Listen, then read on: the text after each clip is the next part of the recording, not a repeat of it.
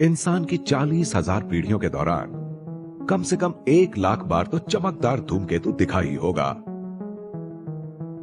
और हर बार हम सिवाय आसमान को ताकने के कुछ और नहीं कर सकते थे।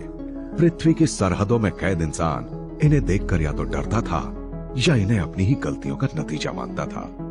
मगर तभी दो लोगों के बीच दोस्ती शुरू हुई जिसने इंसानी सोच को पूरी तरह बदल डाला।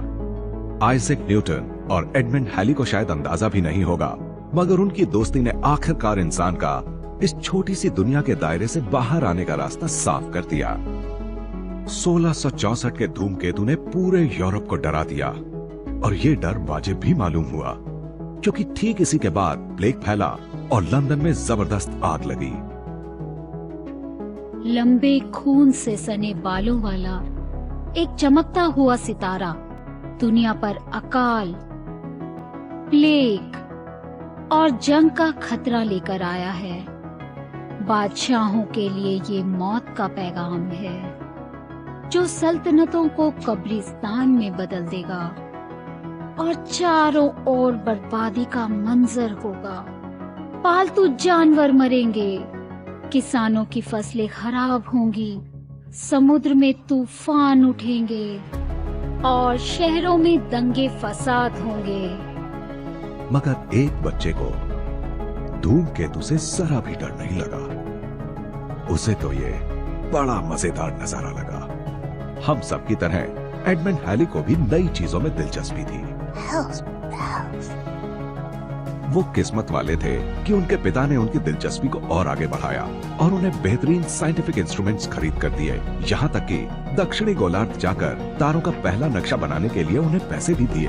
हैली ने 20 साल की उम्र में ऑक्सफोर्ड छोड़ दिया और जहाज के रास्ते अफ्रीका के पश्चिमी तट के पास भूमध्य रेखा के निचले हिस्से में सेंट हेलेना नाम के टापू पर पहुंच गए।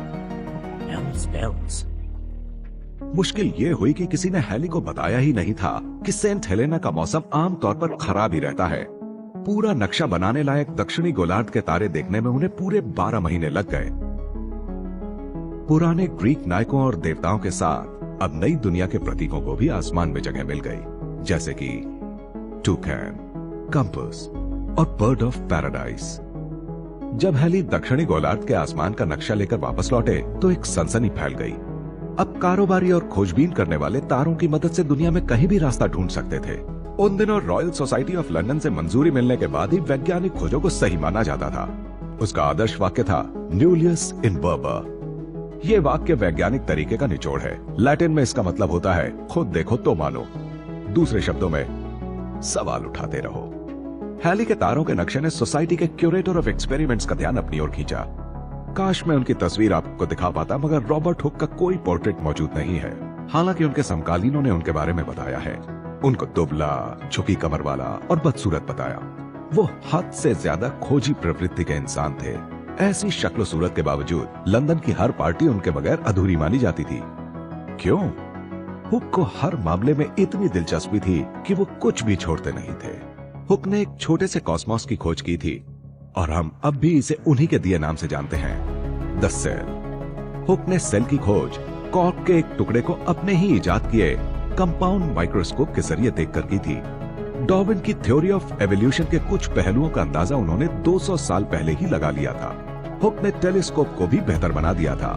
एस्ट्रोनॉमिकल बॉडीज को देखकर उन्होंने जो ड्राइंग्स बनाई वो उनकी पारखी नजर की ही मिसाल है। सन 1666 की जबरदस्त आग में जब सेंट्रल लंदन तबाह हो गया तो हुक ने आर्किटेक्ट क्रिस्टोफर रेन के साथ मिलकर शहर को दोबारा डिजाइन करके बसाया।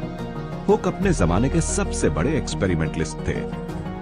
कॉइल्ड स्प्रिंग्स की मदद से उन्होंने लॉ ऑफ इलास्टिसिटी की खोज की, जिसे आज हुक्स लॉ के नाम से जाना जाता है।